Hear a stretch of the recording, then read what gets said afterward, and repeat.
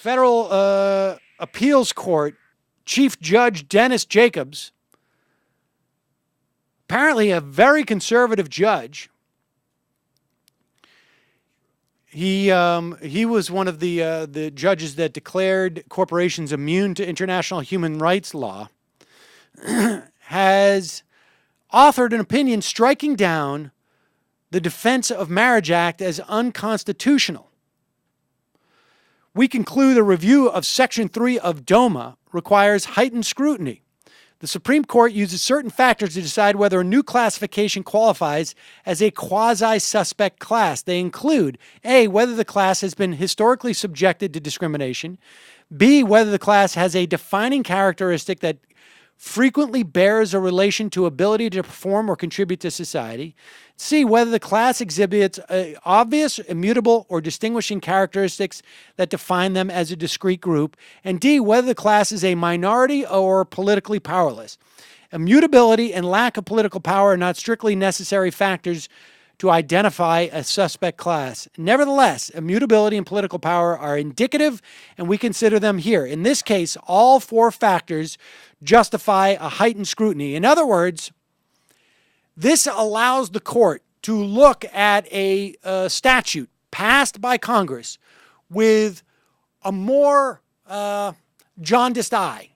The court is less willing to overturn an act of Congress unless there are special circumstances. In this case, those special circumstances require heightened scrutiny because of the class of people or the existence of a specific class as defined by those 4 points I just mentioned. And the court has found that, yes, the bar has been passed here because of who this affects for us to give this law even more scrutiny than we normally would. Instead of our normal deference that we would provide to something that has been duly passed by Congress, we are going to look at this more specifically. And Jacobs is saying not only that the Defense of Marriage Act, which essentially says the normal laws that apply to one state recognizing the legal marriage of another state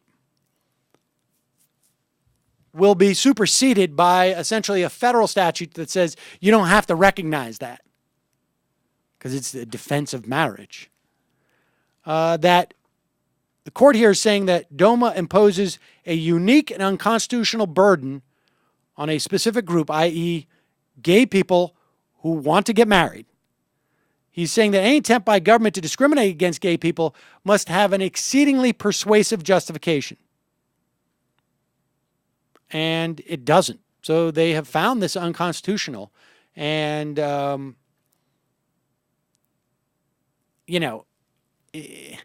Schieffer's doing a foreign policy debate, but I got to imagine that somehow this is going to come up. And if it doesn't, it should. This puts Mitt Romney, I think, in a fairly uncomfortable situation. Although, who knows? Multiple choice Mitt, right?